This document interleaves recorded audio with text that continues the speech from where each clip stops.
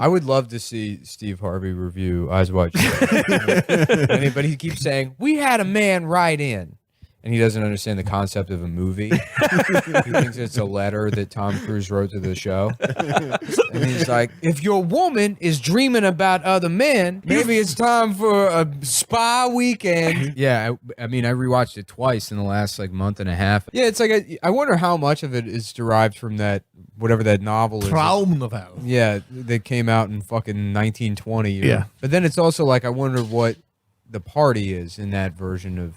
It's probably just people staying out past 9 p.m. If you consider that the entire movie is a dream, that he's just having like a bad dream while his wife is also having a bad dream, he repeats every line said to him because all of the lines are originally sourced in his own consciousness. So it's actually originally him saying the line in the first place. So when he repeats it, it's because those were already his own words. It's her ass, which is lacking, that we have direct access to. Yeah. She has poverty ass. So we as the audience, we have some idea of what sex is. We think we're getting to see Nicole Kidman's ass and tits when really we're only seeing her ass, right? And then through a screen anyways. The titties, which are, pretty nice, are being reflected through the mirror back at her. So she's really the only person that has access to it. We're not viewing them. We're viewing her viewing her own tits. Yeah, Kubrick would, apparently make them do 400 takes. I mean, it took 16 months to. Yeah, it's one of the longest film shoots of all time. And it was consecutive days of shooting or whatever. And I don't know. I mean, I have read that he kind of had a disdain for them and tried to fuck with them to an extreme degree. Oh yeah, apparently on Eyes Wide Shut, he made Tom Cruise walk through a doorway 50 times. That's for one shot. Well, making that movie hilarious. cost Tom Cruise hundreds of millions of dollars. I mean, the amount of movies he could have made while he was locked up on that fucking project, especially after Mission Impossible.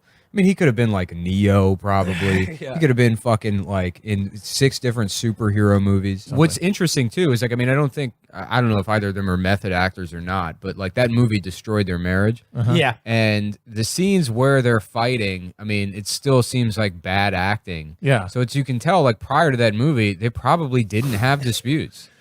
They don't even know how to act like they fought because they couldn't even just sit down and be like, yeah, let's just do it how we normally do.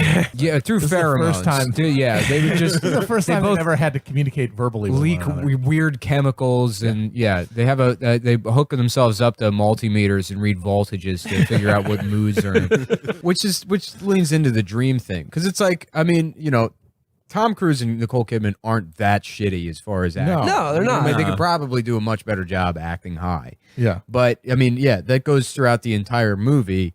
It's he's like, this woman was murdered? It's there's this sleepiness to the whole thing. Their daughter's at night school, I'm assuming. Their daughter that they pay attention to for a total of 15 minutes in the 6 days this movie takes place in. Well, she's like, did you hear the way I just said fuck? It's clearly the only thing I think about. And then she has a laughing fit that doesn't look like a laughing fit.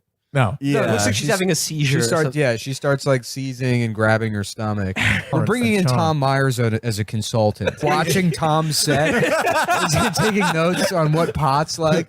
You need to tell me that you've tried pot? Well, it's funny. It's because his read on the situation in the beginning of the movie with his wife, where he's like, guys want to fuck and women just want stability and commitment, is completely reversed. He just wants stability and commitment. He doesn't. He doesn't want to fuck. He doesn't want to fuck anybody. He doesn't even want to fuck his wife. Yeah. He just wants to have his dumb family and go to these parties. She's a whore. She should just be able to be a whore, and he should be able to find a man to get married to. Yeah, you never really figure out. I mean, I guess he's just a general practitioner, but at one point they show him in his office and he's just looking at a woman's tits.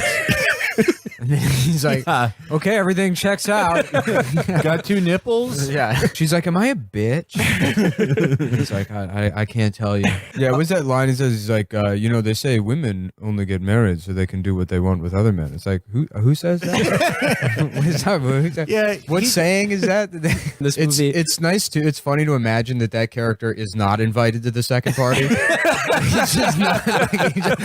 They're like, no, that guy's a creep. I can't pretty come. sure he's not. He can't come to the satanic orgy. That guy's gonna be fucking weird about it. He wouldn't fucking stop. It'd be like you can't like invite a guy that's a cokehead to do coke. He'd be like, but I like it the most. Like, yeah, that's the fucking problem, man. Well, I like to imagine that whatever that George Thorogood that's playing, they put on. It's Chris Isaac. Yeah. Is that it? Yes, the baby did a bad thing. Okay, yeah. And that would be funny if it was Bad to the Bone. I remember Bad to the Bone. Hey, you want to put on Bob Seger and fuck? We're making some night moves, baby. She saw like a guy in a Navy officer's A guy who's uniform. probably gay. A guy who's like, without question, a gay man that wouldn't fuck her, and he was like, "Hey, girlfriend," and she's like, "I want to have dinner with that guy.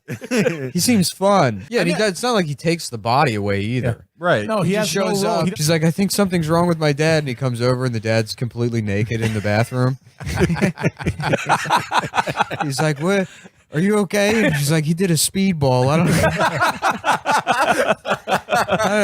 That's what the movie's actually about. It's not about elites. It's about how hot people just fucking get to do whatever they want. Like Sidney Pollack. Like There's all these hot women taking advantage of these rich people, doing their drugs, dying in their houses. Sidney Pollack will go to prison for murder if the police showed up there, he would get arrested, and he's like, "They're her fucking drugs." I like to imagine Kubrick only used the takes where Tom Cruise forgot the lines. There was originally a different line, and he was just stalling. You know, they're like, "Do you want to go to the party?" He's like, "Do I want to go to the party?" They don't identify anything about him that makes him gay. They were just like, "Ooh, look at fucking Captain Faggot over here." He's like a 37-year-old guy. I mean, it's not like, and they're presumably in their like mid-20s. It's like this has never happened, and it doesn't look like Manhattan at all. It looks a little bit like fucking like McDougal Street in the West Village. Yeah. Maybe a little bit like that, but it's like nobody who lives in New York is hanging out on fucking like St. Mark's every night. Yeah, the way he's like, I went to medical school with that guy, it's medical school, you know?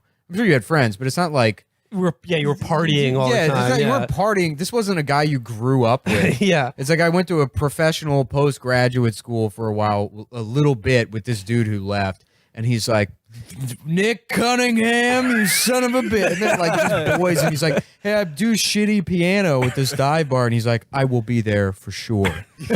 Like, while he makes time for it while going to watch his patients die. He's like, "I should check in on that guy Nick. I haven't thought of it all until I saw him the other day." Yeah, I left medical school, incurred all the debt, left medical school so I can leave my family in Seattle to play piano for pedophiles in New York. Which it like in the real world, that would suck. Yeah. There's no way you would be like, "I got it. This has got to be great." It's probably Dan Ninen is also performing at that event. It's a corporate gig. Yeah. They think it would be funny if the guy can't see. They think that's what makes a piano player good. Is if he's Ray blind. Charles. Yeah.